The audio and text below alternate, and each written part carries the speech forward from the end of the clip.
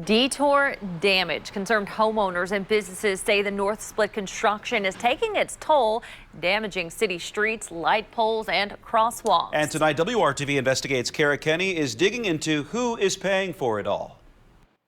When you're driving around the city or you're a passenger like I am, you see signs telling you to take 465 as a detour around the North Split construction.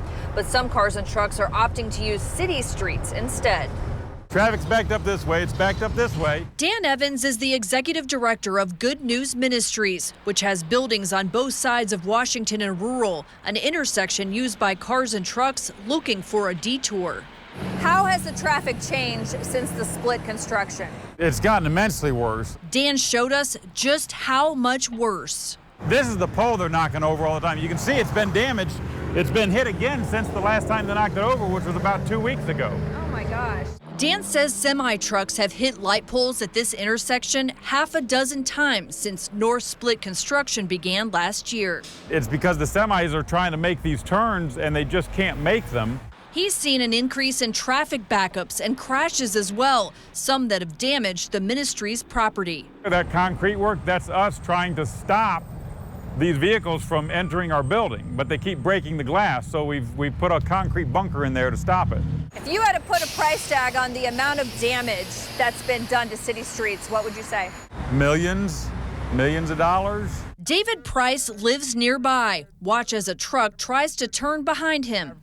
I've lived, worked, and worshiped in the neighborhood, so attend church over here, live a block away. David is also concerned about the damage, including a sidewalk ramp that's now missing chunks of concrete. Now it's totally inaccessible to any of our neighbors needing. I mean, you have about a 6-inch drop, so there's no way anybody in a wheelchair can get through that intersection. They'd have to actually go out into traffic, putting themselves in harm's way. David took pictures last month and sent them to WRTV Investigates. A truck taking out a light pole and a stoplight, and another incident, a street light ripped in half. This intersection is not meant for semi-traffic, and there's not the clearance to get around this corner. David wants to know how much this damage is costing taxpayers and who is going to pay for it. That's why I contacted you, because I was hoping somebody could actually raise some awareness that this is an issue for us.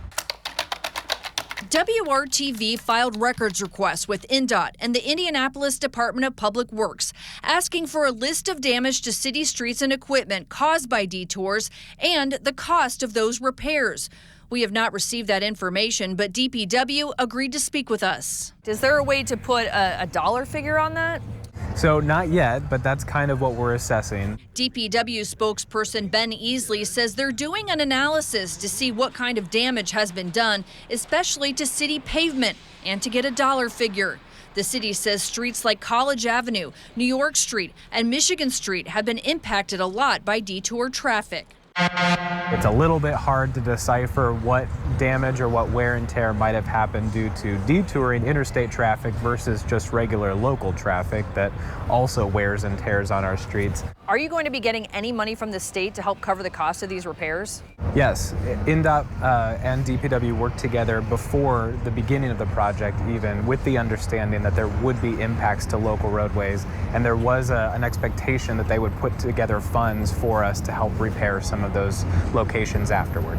INDOT is aware of the problem, telling us the official detour for North Split continues to follow I-465. INDOT tells us they've received 840 customer inquiries related to the North Split. Just under 200 reference local streets in some capacity, and of those, around 10 are related to damage to local streets, signs, or signals.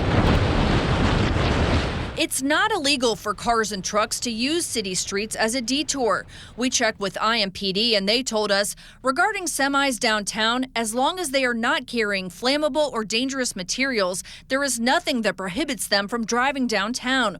We have not taken enforcement action because this has not been the case thus far. They could have stopped this 18 months ago. Dan Evans says it's too late for enforcement anyway. Now the damage has already been done. What do you say to people that are concerned just about the condition of the city streets? It's fair to say that we are doing our best to coordinate with INDOT, specifically in areas where pavement has been deteriorated as a part of the North Split project, to make that whole. We're doing our best effort.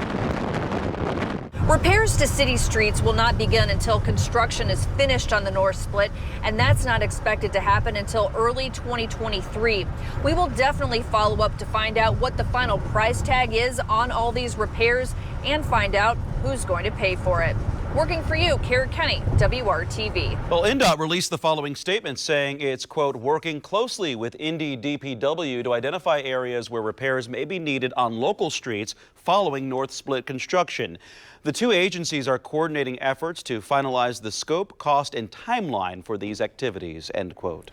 And tomorrow we expect to get a better idea about when the North Split project will be done. INDOT says they will talk about changes to the project timeline due to supply chain and workforce issues. The North Split project began in May of 2021 and it was supposed to be finished by the end of this month.